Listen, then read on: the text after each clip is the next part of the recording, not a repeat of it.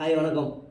இன்றைக்கி என்ன வீடியோ பற்றி பார்க்க போகிறோம்னா, சப்மர்சிபிள் மோட்டரை பற்றி தான் பார்க்க போகிறோம். ஒரு வீட்டில் வந்து பார்த்தீங்கன்னா மோட்டர் வந்து ஃபால்ட் ஆகிடுச்சு. அதை வந்து நாங்கள் எடுத்து சர்வீஸ் பண்ணாமல் போனோம். கடைசியாக வந்து அந்த மோட்டரை எடுக்கிறதுக்கான வழியே இல்லை.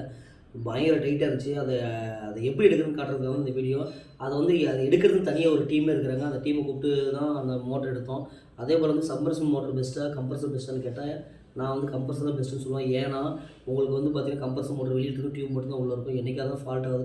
கம்ப்ரஸர் வந்து பார்த்தீங்கன்னா சவுண்டு மட்டும் தான் வெளியில் வரும், நாய்ஸ் வெளியில் வரும். அது வந்து தண்ணியும் அதே மாதிரி ஸ்ட்ரோக் கட்டாய் வெளியில் வரும். இந்த நீர்மூழ்கி மோட்டர் வந்து கண்டினியூட்டியாக தண்ணி வரும். அவ்வளோதான் உங்களுக்கு வித்தியாசம். உங்களுக்கு கம்ப்ரஸர் என்னை பொறுத்த வரைக்கும் பெஸ்ட்டுன்னு சொல்லுவேன். பயப்பட தேவையில்ல. ஆயில் மெயின்டெனன்ஸ் மட்டும் கரெக்டாக பண்ணோம்னா அது என்றைக்குமே ஃபால்ட் வரும். அது பாட்டுக்கு கிடக்கும் நமக்கு.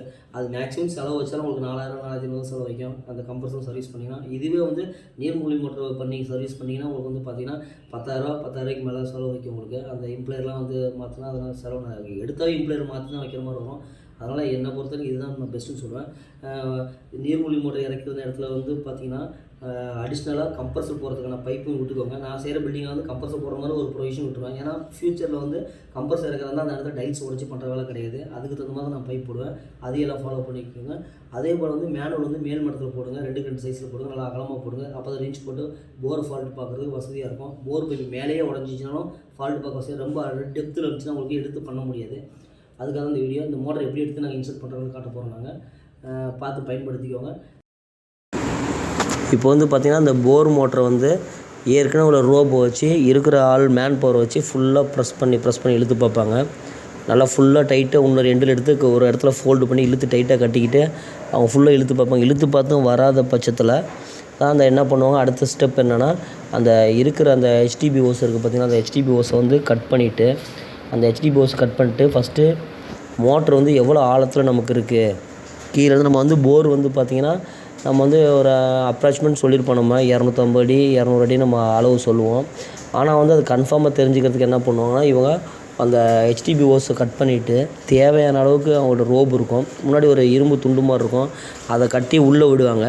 உள்ளே விட்டாங்கன்னா கடைசி வரைக்கும் உங்களுக்கு மோட்ரு எவ்வளோ டெப்த் வருதோ அது வரைக்கும் கயிறு விட்டுருவாங்க. கடைசி எட்ஜில் போய் இடித்து நின்றுக்கும். அதை எடுத்துகிட்டு அதோட அளவு வந்து பார்த்திங்கன்னா ஒரு மெஷர்மெண்ட் எடுக்கிறதுக்குன்னு தனியாக அவங்க அந்த ராடு அந்த டியூப் வழியாக வந்து த்ரெட்டோட ஒரு ராடு இருக்கும். அந்த ராடு வந்து பார்த்திங்கன்னா 10 அடி லென்த் இருக்கும். அது அந்த 10 அடி லென்த்து இவங்க என்ன பண்ணுவாங்கன்னா அந்த டியூப் வச்சு மெஷர் பண்ணுவாங்க.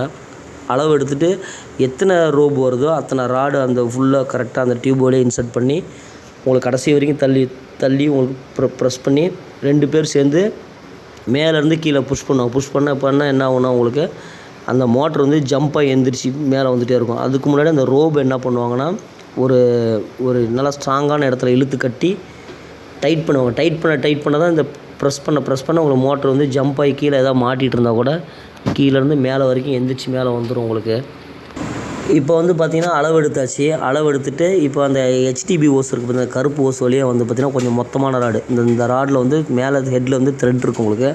நம்ம அடுத்தது இந்த 10 அடி ராடை வந்து எடுத்து அதை த்ரெட்டு இருக்கும். அந்த த்ரெட்டில் மரம் ஏற்றி கீழே வரைக்கும் மொத்தம் வந்து பார்த்திங்கன்னா எவ்வளோ ஆழம் இருக்கோ அத்தனை ராடு கணக்கு வரும் உங்களுக்கு. இந்த ராடோட அளவு வந்து 10 அடி. அப்போ வந்து பார்த்திங்கன்னா அந்த அளவுக்கு மோட்ரு கீழே வரைக்கும் மோட்டரோட மட்டம் வரைக்கும் போய் மோட்டரை அழுத்தம் கொடுத்து அடித்தா தான் உங்களுக்கு வந்து மோட்ரு வந்து கொஞ்சம் ஜம்ப் ஆகி வெளியில் எழுந்திரிக்கும். அது வந்து பார்த்திங்கன்னா எப்படி பண்ணணும் பாருங்கள். ராடு ஒவ்வொன்றா கடைசி வரைக்கும் இறக்குவாங்க. இறக்குனதுக்கப்புறம் இந்த கிளாம்ப் போட்டு டைட் பண்ணி தான் ஒவ்வொரு ஸ்டெப்பாக இறக்குவாங்க. இறக்கி முடித்ததுக்கப்புறம் 2 பேர் 3 பேர் சேர்ந்து அந்த ராடை தூக்கி மேலேருந்து கீழே நல்லா புஷ் பண்ணி அடிப்பாங்க. ஓங்கி நல்லா ப்ரெஸ் பண்ணும்போது இந்த மோட்ரு என்னது எந்திரிச்சு அப்படியே கொஞ்சம் மேலே ஜம்ப்பாகி மேலே வரும். அந்த எந்திரிக்கிற கேப்பில் என்ன பண்ணால் இந்த ரோப்பு வந்து பார்த்திங்கன்னா இழுத்து கொஞ்சம் லூஸ் வர இழுத்து டைட் பண்ணி மற்ற இடத்துல கட்டிக்கிட்டே இருப்பாங்க. கட்ட தான் உங்களுக்கு அந்த ஓஸ் வந்து ஈஸியாக வந்து ஜம்ப்பாகி உங்களுக்கு வெளியில் வந்துடும். இல்லைனா வந்து மோட்ரு அவ்வளோ சீக்கிரம் வெளியில் வராது. அதே போல் வந்து மோட்ரை எடுத்துகிட்டு ரோப்பு வந்து பார்த்திங்கன்னா ஃபுல் ஸ்ட்ராங்காக கட்டியிருக்கணும். ஏன்னா அப்போ தான் வந்து ஃபால்ட்டு பார்க்கும்போது உங்களுக்கு வந்து இந்த மாதிரி யூஸ் பண்ணும்போது இப்போ ப்ரெஸ் பண்ணி எடுக்கிறாங்க பாருங்கள். நல்லா 3 பேர் ப்ரெஸ் பண்ண கொஞ்சமாக ஸ்டெப்பாக மூவ் ஆகும். இவங்களதுலேயே பார்த்தீங்கன்னா கேமரா போர் எவ்வளோ ஆழத்தில் இருக்குது, போரில் எதாவது அடைச்சிருக்கா அது மாதிரி செக் பண்ணுறதுக்கு வந்து பார்த்திங்கன்னா தண்ணி இருக்குதா இந்த மாதிரி விஷயத்தை பார்க்குறது கேமரா மூலிமா செக் பண்ணுவாங்க. இப்போ இது மாதிரி போர் பாயிண்ட்டு இது வழியாக வந்து கேமரா லைட்டிங்கோடு இருக்கும் உங்களுக்கு. கேமரா உள்ளே தள்ளுவாங்க. கேமரா உள்ளே விட்டால் நேராக தண்ணிக்குள்ளே இப்போ தண்ணிக்குள்ளே போயிடுச்சு உங்களுக்கு. தண்ணிக்குள்ளே உள்ளே ஃபுல்லாக போனாலும் நமக்கு கடைசி வரைக்கும் போர் என்ன கண்டிஷனில் இருக்குது, உங்களுக்கு என்ன அடைச்சிருக்கா, இல்லை மண் சரிஞ்சிருக்கா, தண்ணி இருக்கா இல்லையாங்கிற எல்லா விஷயமும் இந்த கேமரா வழியாக தெரிஞ்சுக்கிட்டு, அடுத்தது அதுக்கான வழி என்ன வழி இருக்குது, அதுக்கான சொல்யூஷன் என்ன வழி இருக்குதோ அதுக்கான வழி பண்ணுவாங்க. இவங்களோட வேலையே இதுதான். இந்த மாதிரி மோட்ரு மாட்டிக்கிட்டாலோ, இந்த மாதிரி மோட்ரு எடுக்க முடியலனாவோ, இவங்க தான் வந்து அதுக்கான பண்ணி தருவாங்க. போரில் தண்ணி இருக்கா இல்லையான்னு தெரியாமல் இருந்தால் கூட நமக்கு வந்து அவங்க வந்து அந்த விஷயத்தை வந்து நமக்கு கேமரா மூலிமா செக் பண்ணி நமக்கு சரி பண்ணி தருவாங்க. இவங்க ஜாயிண்ட் அடிக்கிறது பாருங்கள், இப்போ ரெடி பண்ணியாச்சு. மோட்ரு வந்து பார்த்திங்கன்னா நம்ம ரெடி பண்ணிட்டு கொண்டு வந்துட்டு இப்போ இறக்க போகிறோம். ஆர்ஒய்பி வந்து பார்த்திங்கன்னா கரெக்டாக பார்த்து நம்ம அடிச்சுக்கணும்.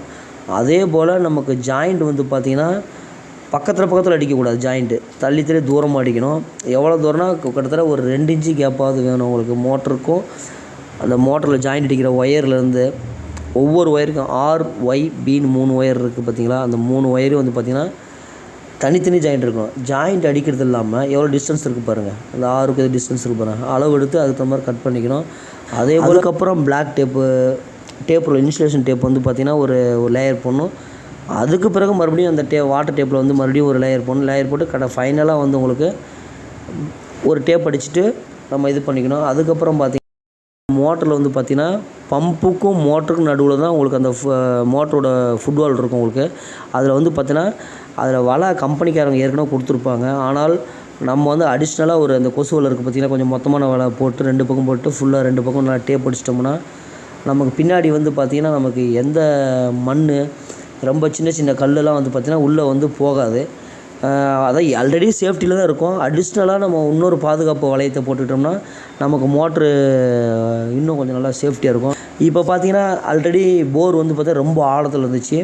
அந்த ஆழத்தை வந்து நாங்கள் வந்து ரொம்ப குழி நோண்டி இப்போ பாருங்கள் பைப்பு பாருங்கள், நான் கிட்டத்தட்ட மேல் மட்டம் வரைக்கும் கொண்டு வந்துட்டேன். 3 அடி ஆழத்தில் இருந்த போரை வந்து நான் மேல் மட்டம் வரைக்கும் கொண்டு வந்து இப்போ மோட்ரு வந்து பார்த்திங்கன்னா இன்சர்ட் பண்ண ஆரம்பிச்சிட்டோம் நாங்கள். இந்த வீடியோ உங்களுக்கு பிடிச்சிருக்குன்னு நினைக்கிறேன். பிடிச்சிருந்தா லைக் பண்ணுங்கள், ஷேர் பண்ணுங்கள், முக்கியமாக சப்ஸ்கிரைப் பண்ணுங்கள். ஏதோ டவுட் இருந்தால் கமெண்ட் பாக்ஸில் கேளுங்க, நான் உங்களுக்கு விளக்க சொல்கிறேன். தேங்க்யூ.